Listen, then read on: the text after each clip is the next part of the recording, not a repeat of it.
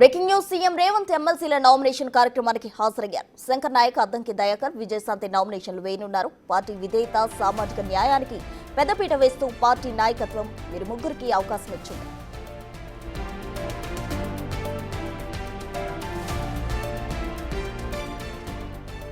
MLC అభ్యర్థుల ఎంపికలో Congress mark కనిపించింది. పార్టీ విధేయత, సామాజిక న్యాయానికి పెద్దపీట వేసింది. ఎస్సీ, ఎస్టీ, బీసీ సామాజిక వర్గాలకు అవకాశం ఇచ్చింది. వడపోతలు, చర్చల అనంతరం ముగ్గురు పేర్లు ఖరారు చేసింది హైకమాండ్. అద్దంకి దయాకర్, శంకర్ నాయక్, విజయశాంతికి టికెట్ ప్రకటించింది. ఎమ్మెల్యే కోటాలో మొత్తం 5 స్థానాలకు ఎన్నికలు జరగనుండగా అసెంబ్లీలో కాంగ్రెస్ సంఖ్యాబలం ఆధారంగా 4 దక్కనున్నాయి. ఇందులో 1 పొత్తు ధర్మంలో భాగంగా సిపిఐకి ఇచ్చింది.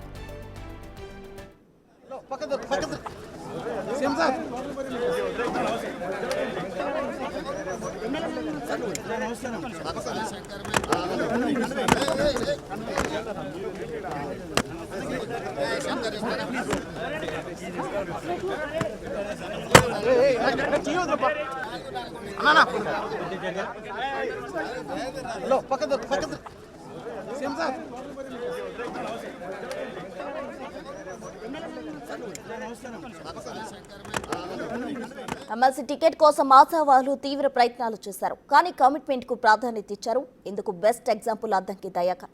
ఎస్సీ సామాజిక వర్గానికి చెందిన అద్దంకి కమిట్మెంట్ లీడర్ గా పార్టీలో గుర్తింపు ఉంది. పార్టీ కోసం ఏదైనా త్యాగం చేస్తారు. అసెంబ్లీ ఎన్నికల్లో రేవంత్ రెడ్డి మాట ప్రకారం తుంగర్తి టికెట్ ను త్యాగం చేశారు. అప్పుడే రేవంత్ రెడ్డి అద్దంకి మాట కూడా ఇచ్చారు. ఆ మాట ఇప్పుడు నిలబెట్టుకున్నారు.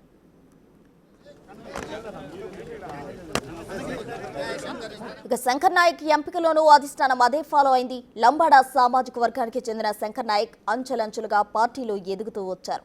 3 దశాబ్దాలుగా పార్టీతో అనుబంధం ఉంది. జడ్పీటీసీగా, డీసీసీ ప్రెసిడెంట్ గా పనిచేశారు. ఇటు విజయశాంతిని బీసీ మహిళా కోటాలో ఎంపిక చేశారు. రాములమ్మ కాంగ్రెస్ లో చేరే సమయంలోనే టికెట్ ఇస్తామని అధిష్టానం హామీ ఇచ్చింది.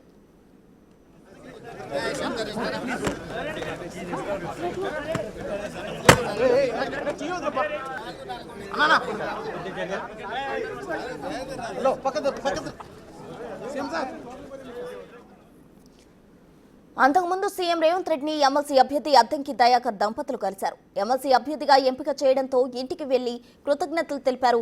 తెలంగాణలో ఎమ్మెల్యే కోట, ఎమ్మెల్సీ స్థానాలకు నోటిఫికేషన్ విడుదలైంది. అధికార కూటమికి 4 స్థానాలు గెలిచే సంఖ్య బలమవుతాయి. దీంతో కమ్యూనిస్టులకు 1 స్థానం కేటాయించింది కాంగ్రెస్. మిగిలిన 3 స్థానాల్లో 1 అద్దంకి దయాకర్కి ఇచ్చింది.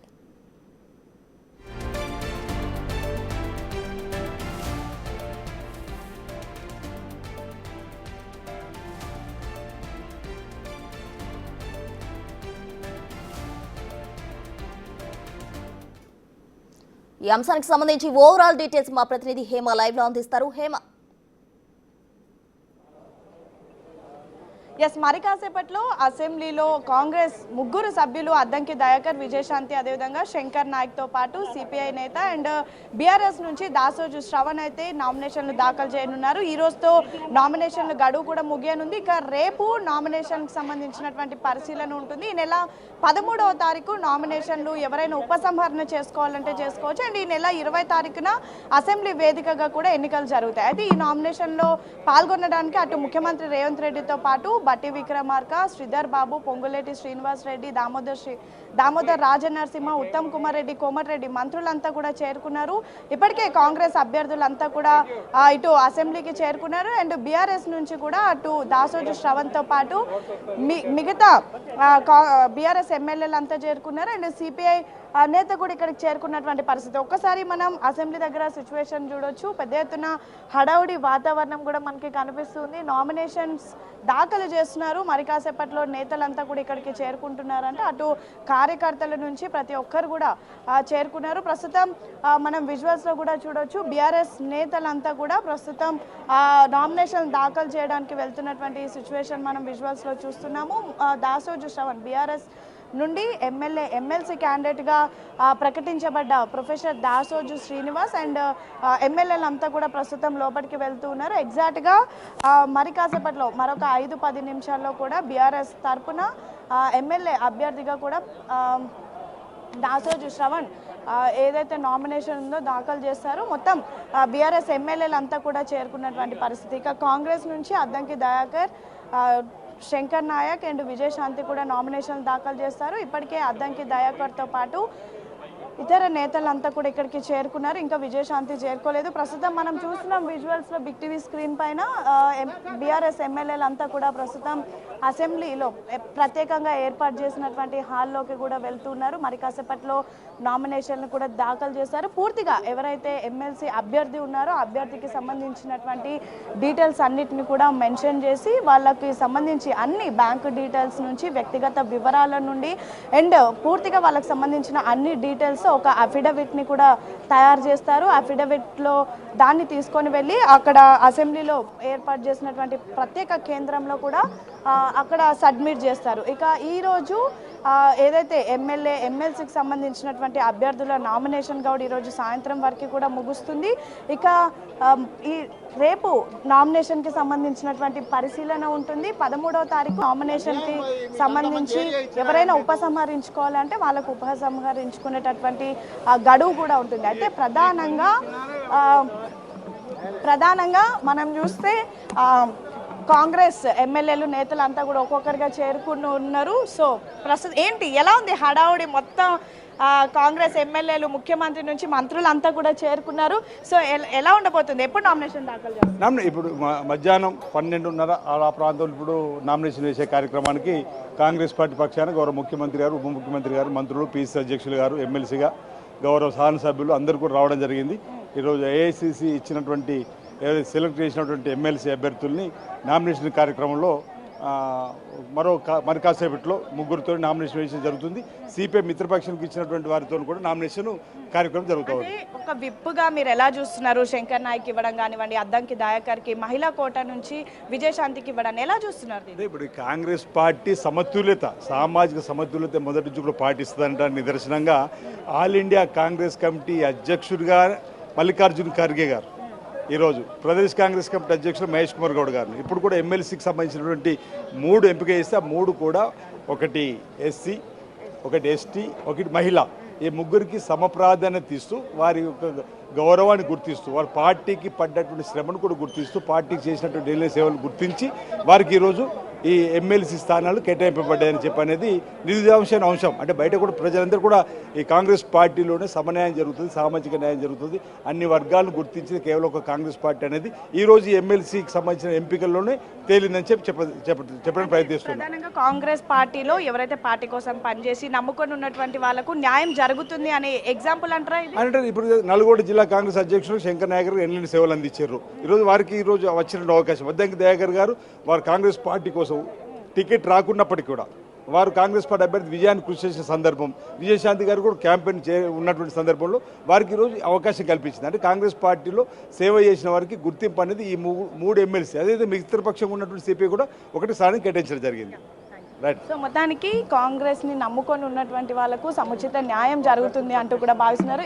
ఎలా చూస్తారు? మరి కాసేపట్లో మీ పార్టీకి సంబంధించి 3 నేతలు నామినేషన్ వేయబోతున్నారు, ఎలా చూస్తారు? తప్పకుండా మేడం, 100% కాంగ్రెస్ పార్టీకి లాయల్గా కాంగ్రెస్ పార్టీని నమ్ముకున్నటువంటి కార్యకర్త స్థాయి నుంచి వచ్చిన వారికి ఇలా అధిష్టాన వర్గము ఎమ్మెల్సీగా ఖరారు చేయడం జరిగింది. మేమందరం కూడా కాంగ్రెస్ పార్టీ కార్యకర్తకి ఎప్పటికప్పుడు న్యాయం జరుగుతుందని ఒక నమ్మకం అనే విశ్వాసాన్ని గౌరవ ముఖ్యమంత్రి గారు, గౌరవ పిసిసి అధ్యక్షులు ఇవ్వడం జరిగింది. మేమందరం కూడా ఇప్పుడు మా ఎమ్మెల్యేస్ అందరం కూడా వారికి ఏదైతే ప్రభుత్వ నిబంధనకు అనుగుణంగా నామినేషన్ కూడా ఫైలింగ్ చేయడం జరుగుతుంది. ఎన్ని గంటలకు నామినేషన్ వేస్తారు, ఎలా ఉండబోతుంది?